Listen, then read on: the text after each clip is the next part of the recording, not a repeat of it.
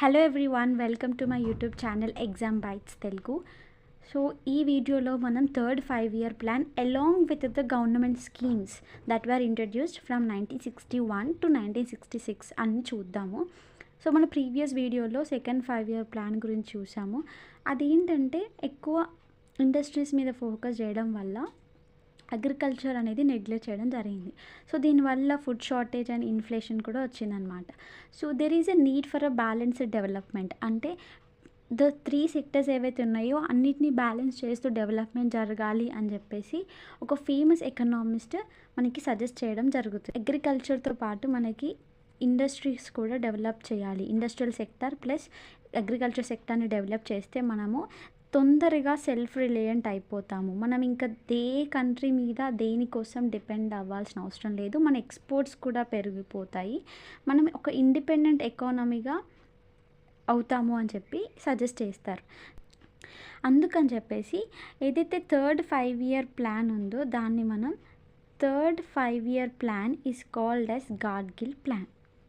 First వచ్చేసి Harrod Domar model అంటాం, second వచ్చేసి మహల్నోబిస్ మోడల్ అంటాం, అండ్ థర్డ్ వచ్చేసి గాడ్గిల్ ప్లాన్. ఓకే, ఇప్పుడున్న ప్రైమ్ మినిస్టర్ ఎవరు అంటే జవహర్లాల్ నెహ్రూ. అండ్ దీని యొక్క target growth rate 5.6%, actual growth rate 2.8. This is a failed plan. Why this plan is failed అనేది మనం ఫ్యూచర్లో చూద్దాం. సో మేజర్గా దీని యొక్క ఆబ్జెక్టివ్స్ వచ్చేసి increasing food production, employment generation and balanced development and also increasing the national income.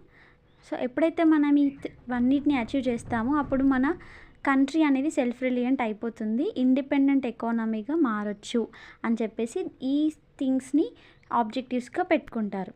మనము ఈ థర్డ్ 5-year ప్లాన్ని ఒక క్రోనాలజికల్ ఆర్డర్లో చూద్దాం. ఫస్ట్ 1961లో స్టార్ట్ అయింది, 66లో ఎండ్ అయింది. సో ఈ 5 yearsలో గవర్నమెంట్ స్కీమ్స్ ఏమైనాయి? సో ఈ 5 yearsలో గవర్నమెంట్ స్కీమ్స్ ఎలాంటివి ఇంట్రడ్యూస్ చేశారు అండ్ ఈ గవర్నమెంట్ స్కీమ్స్ ఈ ప్లాన్తో ఎలా కొలాబరేట్ అయ్యి మనకి డెవలప్మెంట్ అయ్యింది అనేది మనం చూద్దాం. ఫస్ట్ 1961లో ఐఏడిపి అనే ప్రోగ్రామ్ని ఇంట్రడ్యూస్ చేయడం జరిగింది.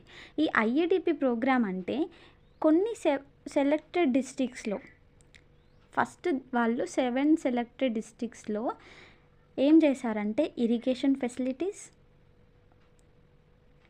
గుడ్ సీడ్స్ అంటే క్వాలిటీ సీడ్స్ని, ఇరిగేషన్ ఫెసిలిటీస్ని అందజేయడం వల్ల వాళ్ళకి అగ్రికల్చర్ ప్రొడక్టివిటీ అనేది ఇంక్రీజ్ అయింది ఆ 7 డిస్ట్రిక్ట్స్లో. సో ఇది ఒక సక్సెస్ అయింది. 1962 వచ్చేవరకు మనకి ఇండో చైనా వార్ జరుగుతుంది. ప్రజెంట్ ఉన్న ఈ డిఫెన్స్ ఎక్స్పెండిచర్ అంతా కూడా ఇంక్రీజ్ అయిపోయింది అండ్ ఈ ఎకనామిక్ డెవలప్మెంట్ అనేది స్లో అయిపోయింది. 1963 వచ్చేవరకు మనకి ఎక్స్పాన్షన్ ఆఫ్ స్టీల్ ఇండస్ట్రీస్ ఇంకా ఇంక్రీజ్ చేశారు. ఫెర్టిలైజర్ ఇండస్ట్రీ అనేది గ్రోత్ అయింది. అంటే ఇక్కడ ఎక్కువ ఫెర్టిలైజర్ ఇండస్ట్రీస్ని ఎస్టాబ్లిష్ చేయడం జరిగింది. అండ్ అలాగే the major scheme or the major thing you have to remember in this plan అంటే నేషనల్ సీడ్స్ కార్పొరేషన్. దీన్ని ఎస్టాబ్లిష్ చేశారు. ఇది ఏం చేస్తుంది అని అంటే, సో దీనివల్ల ఏంటంటే క్వాలిటీ అండ్ సర్టిఫైడ్ సీడ్స్ని మాత్రమే ప్రొడ్యూస్ చేయాలి అండ్ డిస్ట్రిబ్యూట్ చేయాలి అని చెప్పేసి ఈ కమిషన్ చూస్తారు. అండ్ ఈ కమిషన్ యొక్క టార్గెట్ ఏంటంటే సీడ్ సెక్యూరిటీ అనేది ఇవ్వడం. సో కంప్లీట్గా ఇది కూడా అగ్రికల్చర్ డెవలప్మెంట్ కోసమే చేశారు. నెక్స్ట్ 1964లో మనకి జవహర్లాల్ నెహ్రూ చనిపోతారు. జవహర్లాల్ నెహ్రూ చనిపోయాక గుల్జరీలాల్ నందా ఇంటర్మ్ ప్రైమ్ మినిస్టర్గా వస్తారు ఒక 10-15 days. దాని తర్వాత వెంటనే లాల్ బహదూర్ శాస్త్రి గారు ప్రైమ్ మినిస్టర్ అవుతారు. సో ఇక్కడ లాల్ బహదూర్ శాస్త్రి గారు ప్రైమ్ మినిస్టర్ అవ్వగానే మనకి ఐఏఏపి అనే ఒక ప్రోగ్రామ్ని ఎస్టాబ్లిష్ చేయడం జరిగింది. వాట్ ఈజ్ ఐఏఏపి అని అంటే ఐఏడిపికి నెక్స్ట్ ఉండే ఒక ప్రోగ్రామే ఐఏఏపి. దీనివల్ల ఏదైతే మనకి అగ్రికల్చర్ ఫెసిలిటీస్ని 7 డిస్ట్రిక్ట్స్కి మాత్రమే చేశారో ఇది సక్సెస్ అయ్యింది, ప్రొడక్టివిటీ ఇంక్రీజ్ అయింది కాబట్టి దిస్ వర్క్డ్ అవుట్ అని చెప్పి ఐఏఏపి ప్రోగ్రామ్ వల్ల మొత్తం కూడా ఈ ఇరిగేషన్ ఫెసిలిటీస్ కావచ్చు, క్వాలిటీ సీడ్స్ డిస్ట్రిబ్యూట్ చేయడం కావచ్చు, అంతా ఎక్స్పాండ్ చేయడం జరిగింది కంట్రీ అంతా. సో మేజర్గా ఉత్తరాఖండ్, పంజాబ్, హర్యానా ఆ ఏరియాలో వీళ్ళు ఎక్కువ ఫస్ట్ ఫోకస్ చేశారు. Then it transfer to the south India also. Next 1965 వచ్చే వరకు మనకి ఇండో పాక్ వార్ జరుగుతుంది. ఇందాక ఇండో చైనా వార్ అయిపోయింది, ఇప్పుడు ఇండో పాక్ వార్. దీనివల్ల సివియర్ డ్రాట్ జరగడం వచ్చింది. అండ్ ఇక్కడ ఏంటంటే లాల్ బహదూర్ శాస్త్రి గారు ప్రైమ్ మినిస్టర్గా ఉన్నారు కదా. సో లాల్ బహదూర్ శాస్త్రి గారు జై జవాన్ అండ్ జై కిసాన్ ఒక స్లోగన్ ఇస్తారు. అండ్ ఇక్కడ మనకి అగ్రికల్చర్ ప్రైజెస్ కమిషన్ ఏపీసీ అనేది and food corporation of India రెండు కూడా ఎస్టాబ్లిష్ చేయడం జరిగింది. అగ్రికల్చర్ ప్రైజెస్ కమిషన్ అంటే ఇది ఇప్పుడు ప్రజెంట్ ఏమని పిలుస్తున్నారంటే సిఏసిపి అని పిలుస్తున్నారు. సిఏసిపిగా ఇప్పుడు రీనేమ్ అయ్యింది. సిఏసిపి అంటే commission for agriculture cost and prices, commission for agriculture cost and prices. So దీనివల్ల మనకి ఏదైతే ఫార్మర్స్ చేసిన అగ్రికల్చర్ ప్రొడక్టివిటీ ఉంటుందో దాని యొక్క ప్రైస్ అనేది fix. The price is fixed by this commission. దీన్నే మనము ఎంఎస్పి అంటాం, మినిమం సపోర్ట్ ప్రైస్. సో ఈ యొక్క ప్రైస్ అనేది ఖచ్చితంగా ఫార్మర్స్కి అందించాలి వాళ్ళ యొక్క ప్రొడక్టివిటీకి. ఈ ఎంఎస్పి ద్వారా సర్టెన్ ప్రైజ్కి ఫార్మర్స్ నుంచి ప్రొడక్షన్ అంతా కూడా గవర్నమెంట్ తీసేసుకుంటుంది. గవర్నమెంట్ తీసుకొని దీన్ని బఫర్ స్టాక్స్లో పెడుతుంది. బఫర్ స్టాక్స్లో పెట్టి నెక్స్ట్ ఈ బఫర్ స్టాక్స్ నుంచి పీడిఎస్ అంటే పబ్లిక్ డిస్ట్రిబ్యూషన్ సిస్టమ్, దీని ద్వారా ప్రజలకి డిస్ట్రిబ్యూట్ అవ్వడం జరుగుతుందన్నమాట. పీడిఎస్ అనేది ఏంటి అని అంటే మళ్ళీ ఫుడ్ కార్పొరేషన్ ఆఫ్ ఇండియాని 1965లోనే ఎస్టాబ్లిష్ చేస్తారు. ఫుడ్ కార్పొరేషన్ ఆఫ్ ఇండియాలో కొన్ని స్టాక్స్, స్టోరేజ్ రూమ్స్, అలాగే పీడిఎస్ అనే ఒక మేజర్ థింగ్ని వీళ్ళు ఇంట్రడ్యూస్ చేయడం జరిగింది. ఇలా వాళ్ళు ఫుడ్ షార్టేజెస్ని తగ్గించి అగ్రికల్చర్ ప్రొడక్టివిటీని ఇంక్రీజ్ చేయడం జరిగింది. 1966లో ఆఫ్టర్ లాల్ బహదూర్ శాస్త్రి డెత్ మనకి గుల్జర్లాల్ నందా ఇంటర్న్ ప్రైమ్ మినిస్టర్ అవుతారు. దాని తర్వాత మళ్ళీ ఇందిరాగాంధీ ప్రైమ్ మినిస్టర్కి వస్తారు. ఇక్కడ ఏంటంటే హై ఈల్డింగ్ వెరైటీస్ ప్రోగ్రామ్ అనేది స్టార్ట్ చేశారు. సో మేజర్గా మీరు గుర్తుపెట్టుకోవాల్సింది ఐఏడిపి, ఐఏఏపి అండ్ హెచ్వైవిపి. దీనివల్ల మనకి గ్రీన్ రెవల్యూషన్ అనేది అప్పుడప్పుడే స్టార్ట్ అవుతుందన్నమాట. అంటే గ్రీన్ రెవల్యూషన్ అంటే the development in the agriculture sector. So ఈ గ్రీన్ రెవల్యూషన్కి ఫాదర్ ఎవరో మీరు కమెంట్ చేయండి. అండ్ ఈ ఐఏడిపి, ఐఏఏపి అండ్ హెచ్వైవిపి వల్ల అగ్రికల్చర్ ప్రొడక్టివిటీ అనేది ఇంక్రీజ్ చేయడం జరుగుతుంది. అప్పుడు మనకి ఫుడ్ షార్టేజెస్ అంతా కూడా పోతాయి. కాకపోతే మనకి ఇంకా డెఫిసిట్ అనేది ఉండింది. There are still problems. ఏంటంటే మనకి చైనా వార్ జరిగింది, ఇండో పాక్ వార్ జరిగింది.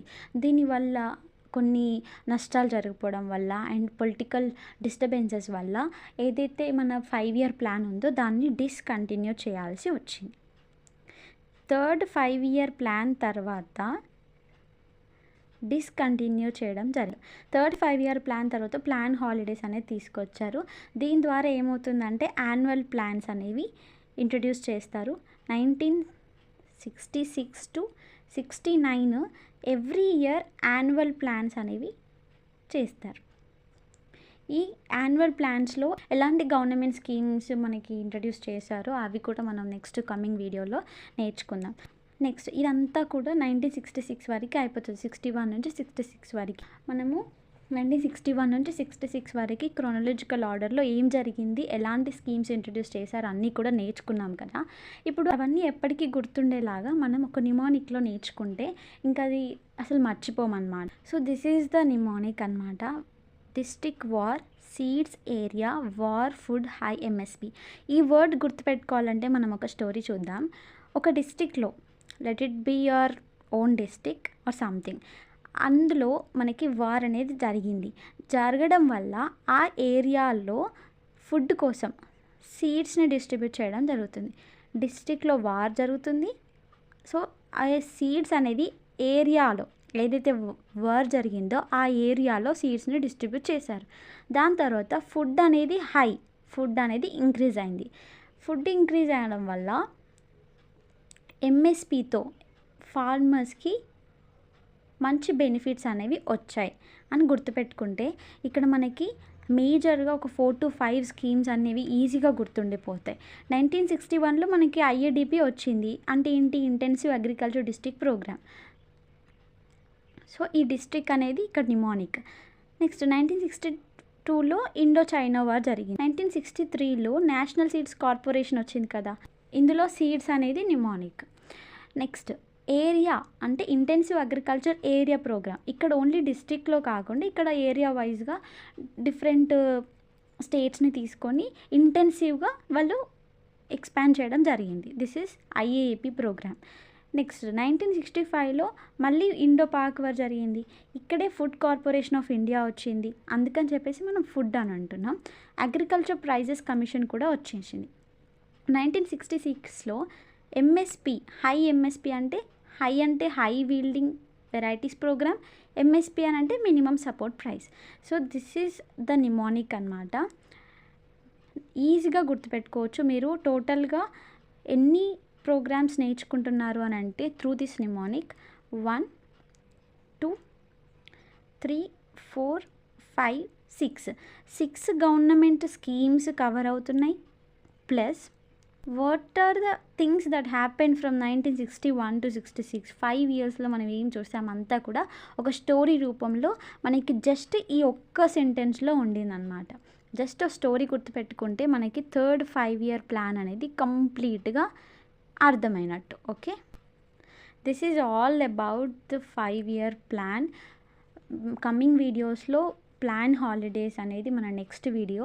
అక్కడ ఏం జరిగింది, what are the schemes that were introduced along with the plan అనేది కూడా మనం డీటెయిల్గా ఇలాగే ఒక నిమోనిక్తో వస్తాను. సో ప్లీజ్ మీకు వీడియో నచ్చితే లైక్ చేయండి, షేర్ చేయండి అండ్ అలాగే కమెంట్ చేయడం మర్చిపోకండి. Thank you.